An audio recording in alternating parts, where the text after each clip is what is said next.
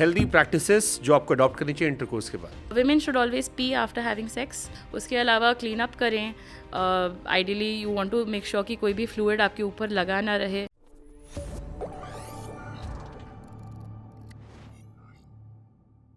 Healthy practices जो आपको adopt करनी चाहिए इंटरकोर्स के बाद। इंटरकोर्स के बाद women should always pee after having sex. Urinate करने से उनका जो यूरेथ्रा होता है, जो ट्यूब होती है जो उनके ब्लैडर को आउटसाइड से कनेक्ट करता है, वो क्लियर हो जाता है, क्योंकि फ्रिक्शन की वजह से वहाँ काफ़ी बैक्टीरिया की एंट्री हो सकती है, छोटे छोटे कट्स हो सकते हैं। इसके अलावा दही वाले बैक्टीरिया वो यूरेथ्रा में, वजाइना में नहीं। उसके अलावा आप इस बात का ज़रूर ध्यान रखिए कि आप अपने पार्टनर पे फोकस कर रहे हैं। बहुत सारे लोग इस बात से बहुत डिसअपॉइंटेड रहते हैं कि सेक्स के बाद तुम अपनी दुनिया में, हम अपनी दुनिया में। ये वाला प्रॉब्लम, लोगों को इमोशनल इंटीमेसी का लैक होता है। उसके अलावा क्लीन अप करें। Ideally you want to make sure कि कोई भी फ्लूइड आपके ऊपर लगा ना रहे, स्पेशली फोर स्किन के अंडर, बिकॉज वहाँ इन्फेक्शन हो सकते हैं, वो जम सकता है। और क्या, कई लोग सेक्स शेड्यूल करते हैं। Actually it's a very healthy practice I think, because आजकल के ज़माने में वही हमारा सबसे बड़ा देवता, सुपर हीरो दुनिया का स्ट्रेस हर चीज़ के रास्ते में आ जाता है। तो एटलीस्ट एक कैलेंडर इवेंट है ना अगर आपकी लाइफ में, तो आपको पता है कि इस समय और कुछ इंटरफियर नहीं करना है। बिकॉज बहुत सारे लोग जो नहीं कर पाते हैं, ये वो सेक्स ही नहीं कर पाते हैं बहुत दिनों तक, वो पार्टनर से इंटिमेसी चली जाती है। It can be a helpful thing if you leading a very stressful और हेक्टिक लाइफ। बट ये इसमें फिर आप इमोशन, जैसे आमतौर पर मानते हैं कि इमोशंस आपके इन्वॉल्व हो गए, इसमें तो फिर आपको एक्ट करना पड़ेगा या बहुत अलग तरीके से एफर्ट डालने पड़ेंगे। पर वो एफर्ट का टाइम भी ना, तो ये वही बात हो गई कि डेट पे जाना तो फिर आर्टिफिशियल चीज़ हो गई। कोई डेट पे भी जाता है तो शेड्यूल करके ही जाता है। Make sense. Okay, healthy sexual boundaries क्या है? कभी भी किसी भी कोवर्शन में, किसी प्रेशर में आके कुछ भी ना करें। जो आपका दिली इच्छा हो, जो आप कंफर्टेबल हो जिस चीज़ के साथ करना, वो ही करें। एंड ऑफ कोर्स अपने पार्टनर को कभी कोवर्स या प्रेशराइज ना करें। And feel free to explore your own body. I think लोग बहुत ज़्यादा घबराते हैं अपने आप को जानने में, तो अपने आप को जानिए और अपने बाउंड्रीज बहुत अच्छे से जानिए कि क्या ओके है क्या नहीं है आपके लिए। It's an individual decision. क्या अपने पार्टनर से गंदी बात करना अच्छी बात है?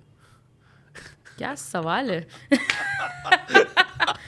If you are into it, if your partner is into it, why not? या ये खराब बात है?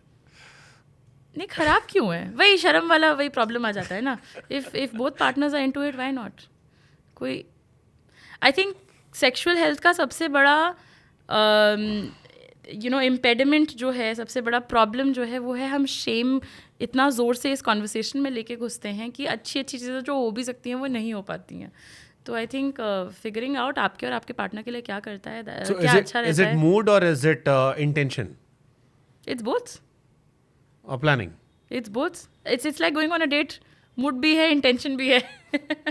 ओके, कई बार लोग अपने पार्टनर से बोर होते हैं। I have seen so many couples जो शादी की 2 साल में बोर हो गए। घर की मुर्गी दाल बराबर, no matter how good he और शी इज, बोर हो गए। फिर उस बोरिंग लाइफ को एंटरटेनिंग कैसे करें? बहुत सारे तरीके हैं। आप अपने पार्टनर के साथ एडवेंचर्स पे जाइए, आप अपनी इमोशनल इंटीमेसी बिल्ड करिए, आप आप अपनी लाइफ एक साथ बिल्ड करिए। अब ये है कि अब हम इतने डोपामिन डिराइव्ड इंडिविजुअल्स हो गए हैं, हमारी आदत पड़ गई है यूँ स्क्रॉल करने की, हर 5 सेकंड पे नई नॉवेल्टी देखने की, कि थोड़ा ब्रेन भी रिवायर हो गया है, हमारा न्यूरोप्लास्टिसिटी चेंज हो गया है। तो as a species we are evolving. पर वही है, मतलब एफर्ट डालते रहना है, इंटेंशन होना चाहिए और मूड होना चाहिए। ओके, सेक्स के बिना प्यार अधूरा है? पर्सनल डिसीजन, वही ये सेक्सुअल वाला कॉन्वर्सेशन। पता नहीं, मुझे नहीं लगता कि I'm going to skip this answer. Okay, everyday sex is good? It can be for somebody जो ऐसा, जिसकी डिज़ायर बहुत ज़्यादा हो। ये बात का ध्यान रखना है कि इतना सेक्स ना हो कि दोनों पार्टनर में किसी को इंजरी होने लगे। अदरवाइज आपको दिन में जितनी बार करना है करिए, खुश रहिए सब। ओके, क्या नाम है? एजैकुलेशंस एंड ऑर्गेजम्स पेल्विक फ्लोर की हेल्थ के लिए बहुत अच्छे होते हैं। इससे वेट लूज होता है? आई थिंक 1 घंटे के सेक्स में 360 कैलोरी बर्न होती हैं। इतना स्विमिंग में भी हो जाती हैं, तो मतलब इट्स अ चॉइस। तो स्विमिंग आपको कैसे पानी में डूबना है, इट्स योर डिसीजन। किस करने से वेट कम होता है? पर आवर 36 कैलोरीज, बहुत कम है। वेट लॉस करने के लिए किस ना करें, किस करने के लिए किस करें। सुपर। सेक्स के लिए उम्र मायने रखती है और is it for younger people only? अरे बूढ़े लोग बहुत सेक्स करते हैं। बहुत पेशेंट्स देखते हैं, ऐसा नहीं है कि बूढ़े लोग सेक्स नहीं करते हैं। मिर्ज़ापुर देखी मैंने भी। मिर्ज़ापुर मैंने नहीं देखी, मुझे नहीं पता है, बट हाँ मतलब बहुत सेक्सुअली एक्टिव होते हैं। मेरी मम्मी की एक पेशेंट थी, उनकी प्रेगनेंसी शायद लेट 40s में हुई थी। तो I mean it's not that old people don't have sex. Sex education हर उम्र के लिए ज़रूरी है? हर उम्र के लिए एज अप्रोप्रिएट सेक्स एजुकेशन बहुत ज़रूरी है। जैसे कि हम बच्चों को मैथ्स ये नहीं पढ़ाते हैं कि आज ही बेटा बैठ के तुमको प्लस माइनस से लेके कैलकुलस तक सब समझा देंगे, वैसे ही हमें सेक्स भी यहाँ से लेके वहाँ तक एक दिन में नहीं सिखाना होता है। जिस एज पे बच्चे को, जैसे बच्चा छोटा है तो उसको आप ये सिखाइए कि बॉडी पार्ट्स के नाम क्या होते हैं। हम बच्चे को नहाते नहाते सिखाते हैं, बेटा ये कान है, इसको ऐसे साफ़ करते हैं, ये शैम्पू है, इसको ऐसे बाल साफ़ करते हैं, ये शेम शेम है। ये शेम शेम क्यों है? इसका नाम नहीं है, बाकी हर ऑर्गन का नाम है। तो छोटी उम्र पे ये सिखा दीजिए। बच्चा थोड़ा बड़ा होए तो उसको बता दीजिए भाई बॉडी में चेंजेस क्या आते हैं प्यूबर्टी पे। लड़कियों के ब्रेस्ट आने लगते हैं, आर्मपिट में बाल आने लगते हैं, प्यूबिक हेयर आने लगता है। धीरे धीरे मतलब बिना शर्म के ये कॉन्वर्सेशन रखेंगे तो बच्चे भी सेफ रहेंगे, क्योंकि बहुत सारा चाइल्डहुड सेक्सुअल अब्यूज़ होता है इंडिया में, चाहे हम इस बात को डिस्कस करना चाहें या ना करें। एंड वो शेम शेम वाला कॉन्सेप्ट बच्चों में घुस जाता है तो उन्हें लगता है उन्होंने कुछ गलत किया है, कि ये तो शेम शेम है। तो empowering them with the facts about the body, मैं इसको सेक्स एजुकेशन नहीं बोलती हूँ, मैं इसको बॉडी लिटरेसी बोलती हूँ।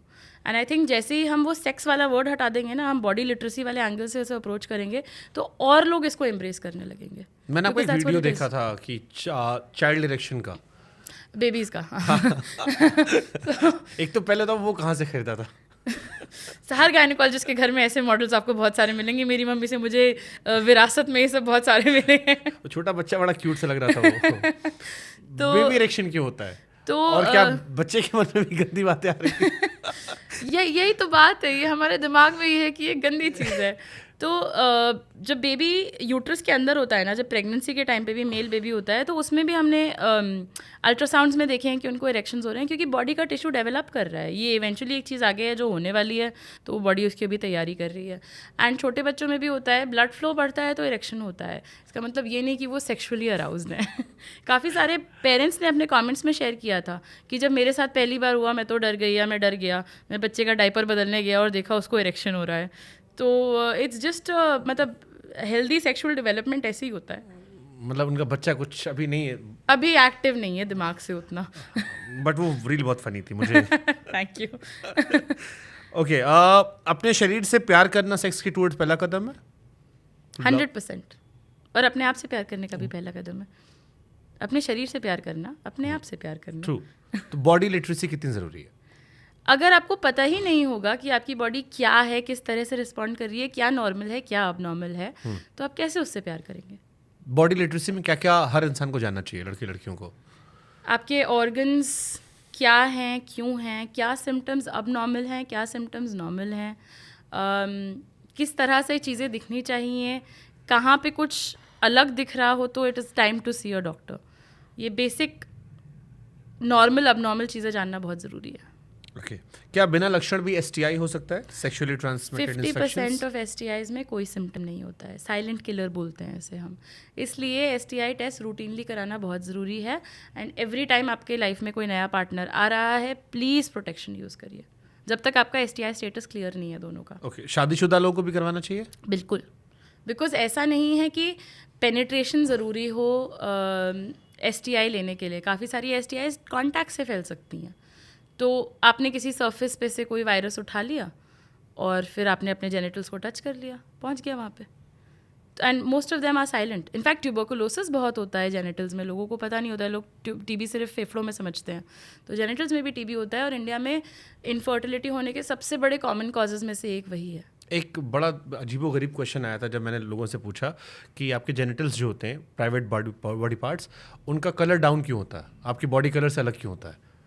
ये बहुत कॉमन सवाल है और आपको ऑनलाइन बहुत बकवास प्रोडक्ट्स भी मिलेंगे कि जेनिटल लाइटनिंग करने के लिए। ऐसी कोई ज़रूरत नहीं है। हमारी बॉडी नॉर्मल होता है, बिल्कुल नॉर्मल होता है। हमारी बॉडी जब सेक्सुअली मैच्योर होती है प्यूबर्टी के टाइम पे, तो मेलेनिन करके एक पिगमेंट होता है हमारी बॉडी में। मेलेनिन इन एरियाज़ में बढ़ जाता है, अंडर आर्म्स में, जेनिटल्स में, स्किन फोल्ड्स के अंदर। इनफैक्ट कभी ऐसे देखें तो यहाँ पे भी बढ़ा रहता है, वो भी स्किन फोल्ड का एक पार्ट है। तो genital skin is darker then the rest of your body, this is a normal thing. Okay, HPV से कैसे बचें और HIV और HPV में क्या डिफरेंस है? दोनों एक वायरस हैं। HIV से इन्फेक्शन के बाद ओवरऑल ओवर टाइम आपको एड्स हो सकता है। HPV से इन्फेक्शन से ओवरऑल ओवर टाइम आपको cervical cancer, anal cancer, mouth cancer, throat cancer, पीनस का कैंसर, ये सारी चीज़ें हो सकती हैं।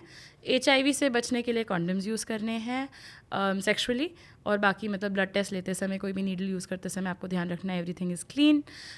HPV से बचने के लिए अनफॉर्चुनेटली आप सिर्फ कॉन्डम से काम नहीं चलेगा, बिकॉज HPV टच से फैल सकता, मतलब सेक्सुअल टच से फैल सकता है। तो HPV वैक्सीन ज़रूर लगवाएं। It is a very very simple vaccine. 9 साल से 45 साल हर इंसान लगवा सकता है, चाहे लड़का चाहे लड़की। ऐसा नहीं है कि सिर्फ औरतों को लगवानी चाहिए।